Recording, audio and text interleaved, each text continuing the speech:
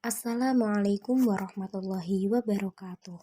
Kami dari kelompok 3 yang beranggotakan Ana Fisya Eka Putri, Irani Putri Damayanti, Fernanda Dita Aulia, Syifa Fauzia, dan Muhammad Raizal Muhaimin. Pada kesempatan kali ini, kita akan menyampaikan dan juga membahas mengenai materi problematika pembelajaran SD dalam bidang bahan ajar. Adapun cakupan dari materi tersebut yaitu yang pertama, pengertian problematika pembelajaran dalam bidang bahan ajar. Yang kedua, manfaat dari bahan ajar. Yang ketiga, macam-macam bidang bahan ajar.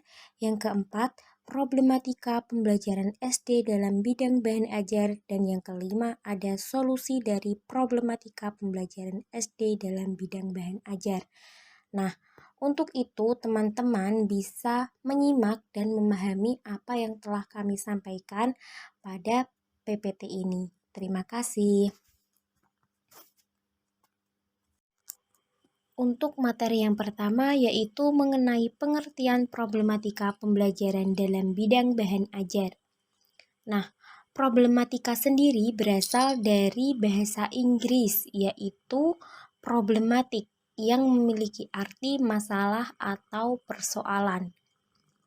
Sedangkan problematika pembelajaran yaitu suatu permasalahan yang timbul dalam proses pembelajaran yang dipengaruhi oleh beberapa faktor yang dapat menghambat kegiatan belajar mengajar atau dapat menghambat pelaksanaan proses pembelajaran. Nah, secara keseluruhan, problematika pembelajaran dalam bidang bahan ajar yaitu suatu kendala atau masalah yang timbul karena adanya sumber belajar atau bahan ajar yang kurang menarik. Atau bisa juga karena kurangnya pemahaman guru dalam menyampaikan suatu materi dalam proses pembelajaran yang berlangsung di kelas. Sehingga dengan hal tersebut perlu adanya pemecahan suatu masalah yang ditimbulkan dari hal tersebut. Tujuannya apa? Yaitu bertujuan agar dalam proses pembelajaran materi dapat diterima dengan baik melalui bahan ajar yang baik pula bagi peserta didik. Manfaat bahan ajar bagi pendidik. 1. Menyediakan bahan pembelajaran yang sesuai dengan tuntunan kurikulum yang berlaku. 2. Mempermudahkan dan menyediakan materi yang sesuai dengan pembelajaran yang dilakukan.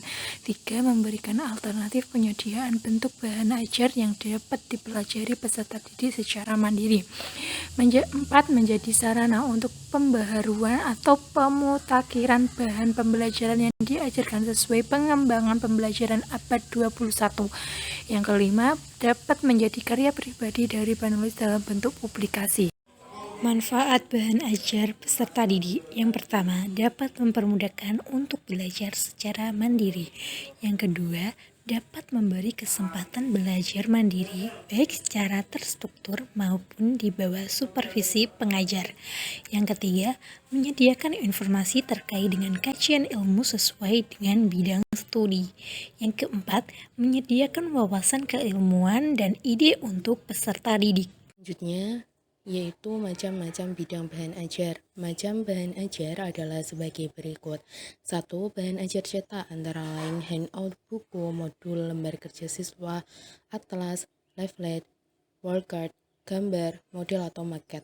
Yang kedua, bahan ajar dengan audio seperti kaset, radio, piringan hitam, dan compact disc audio. Yang ketiga, bahan ajar pandang dengar atau audio visual seperti video compact disc dan film. Yang keempat, bahan ajar interaktif atau interaktif teaching material seperti CAE atau Computer Assistant Instruction, compact disc atau CD, multimedia pembelajaran interaktif, dan bahan ajar berbasis web atau web based learning materials. Selanjutnya, menurut Prastawa 2013 halaman 307, berdasarkan cara kerjanya, bahan ajar dapat dibedakan menjadi 5 macam, yaitu 1. Bahan ajar yang tidak diproyeksikan, contoh foto, diagram, display, model, dan lain sebagainya. 2. Bahan ajar yang diproyeksikan, contoh slide film strip, overhead transparencies atau OHP, dan proyeksi komputer. 3. Bahan ajar audio, contoh kaset, CD, flash disk, dan sebagainya.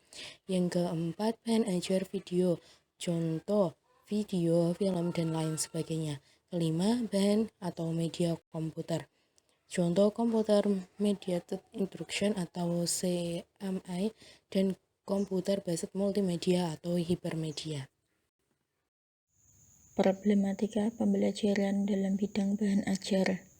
Problematika yang berkaitan dengan bahan ajar adalah memilih sumber belajar di mana bahan ajar itu didapatkan. Terdapat kecenderungan bahwa sumber bahan ajar dititik beratkan pada buku. Padahal banyak sumber bahan ajar selain buku yang dapat digunakan. Termasuk masalah yang sering dihadapi guru berkenaan dengan bahan ajar sebagai berikut. 1. Pendidik dalam memberikan bahan ajar atau materi pembelajaran kepada peserta didik terlalu luas atau terlalu sedikit, terlalu mendalam atau terlalu dangkal. Yang kedua, urutan penyajian materi pelajaran yang tidak tepat dan jenis materi bahan ajar yang tidak sesuai dengan kompetensi yang ingin dicapai oleh peserta didik. Yang ketiga, berkenaan dengan buku sumber sering terjadi setiap ganti semester atau ganti tahun ganti buku. Permasalahan guru dalam mengembangkan bahan ajar yaitu guru mengalami kesulitan menuangkan ide untuk mengembangkan bahan ajar yang seperti apa. Dalam hal ini disebabkan karena dalam mengembangkan bahan ajar harus memperhatikan potensi peserta didik, perkembangan peserta didik, dan relevansi dengan kebutuhan peserta didik. Materi selanjutnya yaitu solusi problematika pembelajaran SD dalam bidang bahan ajar. Solusi yang ditawarkan berupa kegiatan workshop, pelatihan, dan pendampingan adalah sebagai berikut, yaitu yang pertama, peningkatan kualitas pembelajaran melalui pengembangan bahan ajar dan pemanfaatan media pembelajaran. Yang kedua, solusi untuk pendampingan pencapaian indikator kualitas pembelajaran diarahkan pada pengembangan keterampilan dan pembentukan pembelajaran berkualitas. Yang ketiga, pelatihan pengembangan bahan ajar kreatif, inovatif diperlakukan dalam rangka meningkatkan keterampilan guru membuat dan mengembangkan bahan ajar. Yang terakhir, pendampingan pengembangan bahan ajar kreatif, inovatif. Adapun juga solusi problematika pembelajaran SD dalam bidang bahan ajar, yaitu pelatihan mengembangkan bahan ajar kreatif, inovatif dimulai dari 3 langkah utama, yaitu yang pertama, analisis kebutuhan bahan ajar, yang kedua, menyusun peta bahan ajar, dan yang ketiga, membuat bahan ajar berdasarkan struktur masing-masing bentuk bahan ajar. Solusi yang berupa pendampingan pengembangan kualitas bahan ajar kreatif, inovatif akan diwujudkan dalam yang pertama, melatih penciptaan pengalaman belajar yang bermakna. Yang kedua, melatih memfasilitasi proses interaksi antara siswa dan guru, guru dan siswa, siswa dan siswa. Yang ketiga, melatih mengembangkan bahan ajar kreatif, inovatif. Yang keempat, pemantapan guru dalam mengembangkan bahan ajar kreatif inovatif mampu mengubah suasana pembelajaran yang menyenangkan, mengaktifkan dan merangsang daya kritis siswa. Terima kasih. Terima kasih. Semoga materi yang telah kita pelajari dapat bermanfaat bagi kita.